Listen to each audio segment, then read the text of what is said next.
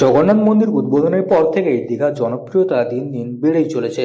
প্রতিদিন কাতারে কাতারে পর্যটকের ঢল নামছে দীঘায়।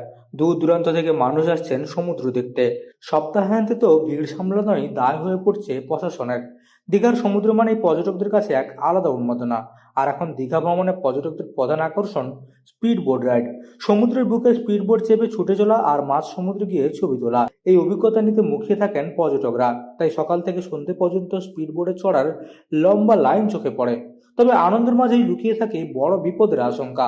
স্পিড বোটে চড়ার আগে অবশ্যই এই নিয়মগুলি মেনে রাখতে হবে, নইলে বড় বিপদ। জ্যাকেটটা পরে লাগলে স্পিড বোট যদি ডুবে যায়, কিছু বিপদে পড়ে গেলে প্যাসেঞ্জার ভারী, এখানে লাইফ জ্যাকেটটা ওই ভেসে যায়, অনেক দূর ভাসে। কিন্তু আমরা লক্ষ্য নজর করছি, বার্তা দিচ্ছি, লাইফ জ্যাকেটটা আপনারা পরবেন আর বেশি দূর যাওয়ার জন্য চেষ্টা করবেন না, ট্যুরিস্টকে কোনো অসুবিধা না হয়। ট্যুরিস্টকে আমরা নিয়ে লক্ষ্য নজর করছি, তারা ড্রাইভার তারা নিয়ে লক্ষ্য নজর করছি। অনুরোধ, ট্যুরিস্টের কোনো অসুবিধা না হয়।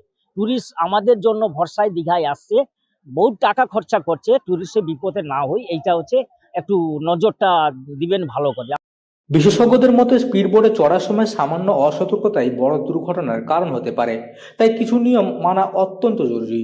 প্রথম এবং সবচেয়ে গুরুত্বপূর্ণ বিষয় হলো লাইফ জ্যাকেট। স্পিড বোটে ওঠার আগে অবশ্যই লাইফ জ্যাকেট পরতে হবে। শুধু পরলেই হবে না, সেটি ঠিকমতো বাঁধা আছে কিনা তাও ভালোভাবে পরীক্ষা করে নিতে হবে। অনেক সময় তাড়াহুড়োর মধ্যে পর্যটকরা বিষয়টি এড়িয়ে যান, যা মারাত্মক ঝুঁকির কারণ হতে পারে।